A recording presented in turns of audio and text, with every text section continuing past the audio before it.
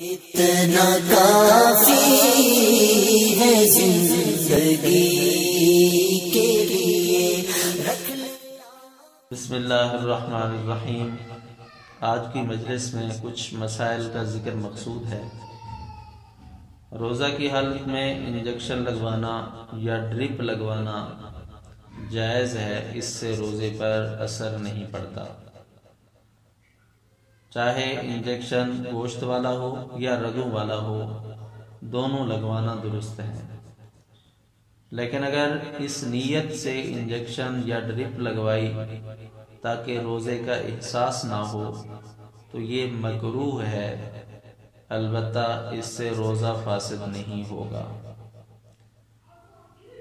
دوسرا مسئلہ، شوگر کے مریضوں کے لیے انسولین کا استعمال بھی درست ہے، اس سے بھی روزے پر اثر نہیں پڑتا۔ تیسرا مسئلہ، قے آنا، تو یاد رکھیے روزے کی حالت میں قے آنے کی دو صورتیں ایسی ہیں جن سے روزہ ٹوٹ جاتا ہے۔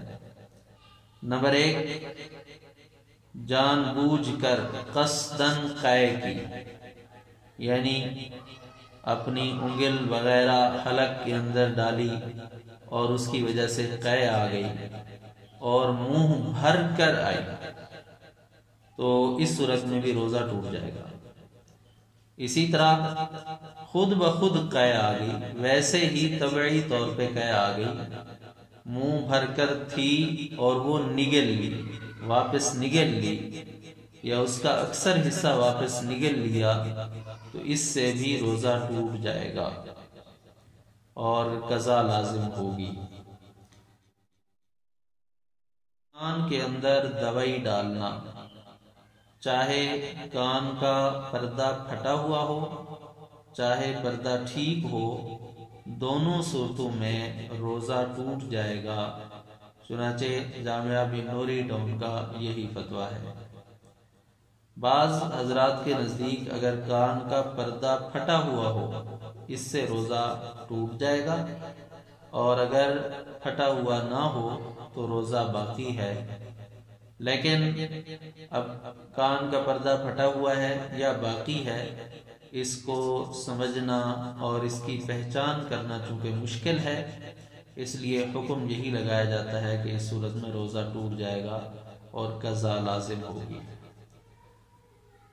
روزہ ٹوٹنے کے حوالے سے اور نہ ٹوٹنے کے حوالے سے ایک اصول سمجھ لیں کہ کوئی چیز جوف بطن تک، معدہ تک یا دماغ تک بلا واسطہ اگر پہنچائی جائے تو اس سے روزہ ٹوٹ جاتا ہے، اور اگر جسم کے اندر کوئی چیز داخل ہوتی ہے لیکن معدہ تک جاتی ہے یا دماغ تک، یعنی ان کو قوت پہنچاتی ہے، بالواسطہ پہنچاتی ہے، جیسے رگیں ہیں، انجیکشن لگوایا جاتا ہے یا ڈرپ لگوائی جاتی ہے، یقیناً انسان کو طاقت تو پہنچتی ہے، لیکن یہ اسی طرح دوائی وغیرہ کے اثرات جسم میں داخل ہوتے ہیں، ان کا معدہ تک پہنچنا، معدہ تک طاقت یا اس کا اثر تو ضرور جاتا ہے، لیکن وہ بالواسطہ ہوتا ہے، بلا واسطہ نہیں ہوتا۔ تو اس تک پہنچنے کے، معدہ تک پہنچنے کا تو ایک ہی راستہ ہے، منہ کے ذریعے سے یا نیچے سے چڑھائی جائے۔ البتہ دماغ تک پہنچنے کے لیے کان یا ناک، ان دو راستوں سے اگر کوئی چیز دوائی وغیرہ پہنچتی ہے تو اس سے روزہ ٹوٹ جائے گا۔ تو دماغ تک بلا واسطہ چیز پہنچنے کا راستہ ناک اور کان ہے، اسی طرح پیٹ تک پہنچنے کا واسطہ منہ ہے۔ ان کے علاوہ باقی جو بھی چیزیں ہیں، مثلا ایسی اشیاء جن سے وضو ٹوٹ جاتا ہے، مثلا جسم سے خون نکل پڑا، بندہ شیو کر رہا ہے، شیو کرتے ہوئے بلیڈ کا ٹک لگ گیا تو اس کٹ کی وجہ سے خون بہہ پڑا، تو اس سے روزے پر کوئی اثر نہیں پڑے گا۔ اسی طرح آنکھ کے اندر دوائی ڈال دی تو یہ بھی چونکہ براہ راست نہیں پہنچتی، اس سے بھی روزہ نہیں ٹوٹے گا۔